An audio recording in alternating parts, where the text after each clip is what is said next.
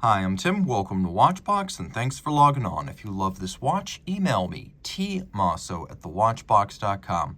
It is your purchase and pricing email question line for buying this or any watch you see on any Watchbox platform. Please reach out to me directly. Email tmosso@thewatchbox.com for pricing.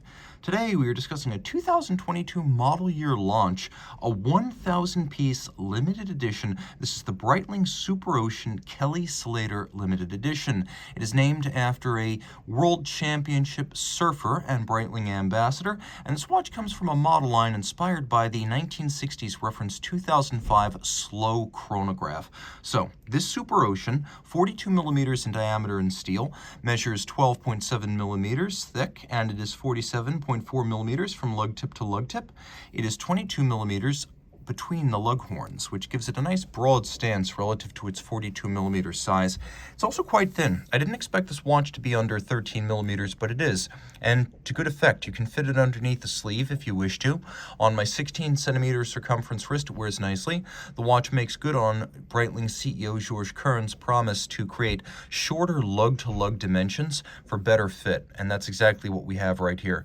Now, the watch is comfortable enough on my 16 centimeter circumference wrist that I could recommend it for a wrist as small as 14 centimeters circumference. Taking a quick look at the strap, it's a handsome olive green with a sort of embossed textile pattern. It's not actually equipped with any textile fiber, it's just a sort of a weave pattern. There's a central strake that diminishes as we approach the clasp. It is very thick, so it's a high-grade strap that'll last a long time.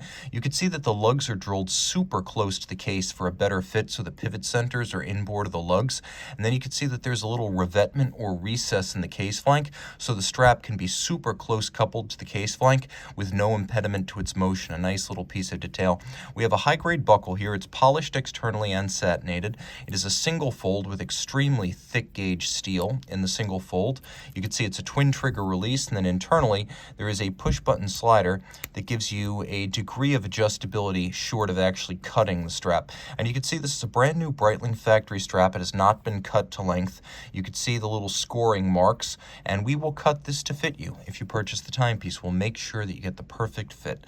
Satin finished mid case, satin finished lug hoods. There's a little bevel on the shoulder of the lugs that runs the full length of the case end to end. We have a crown that is alternately media blasted and polished. We have some rather narrow and pointy 60s style crown guards, and then a sharp knurling with a combination of satin, or I should say media blasted satin recesses, and then polished outer ridges, and it's easy to grip. There's a nice sharp sort of knurling that would make this easy to grip with wet, sweaty, or gloved hands. So let's listen to the detent.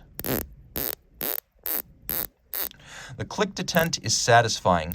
It's subtle but precise. It has a loud report, and it is a 120 click bezel, so you can place it precisely and line it up with the minute hand. Now you have a 0 to 60 minute count up timer. We'll do a loom shot right here. And you can appreciate that this is a robustly luminescent dial. I always like to see a luminescent seconds hand on a dive watch. It's just your cue when you're down in the depths or starting a night dive that your watch is, in fact, still running.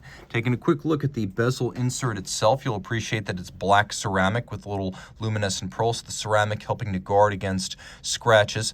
The dial has a rather sharply sloped rayhot that acts as a flange, the rayhot giving way to a orange base with little faceted rhodium-plated steel applique indices for a nice upscale look. It does have the look of the 2005 slow chrono, but the reference 2005 was, after all, a chrono. So even with the chrono running, the minute hand was basically a 360 degrees 60-minute hand. There was no seconds hand, hence it was called the slow chrono. Here we do have a running seconds hand, so it's not quite as slow as its vintage forebear.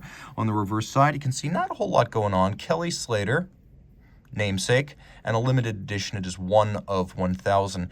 It is a 300-meter diver, which I know isn't exactly 1,000 feet, but just press the I believe button. Note that it's a no-date dial, keeping it clean and balanced.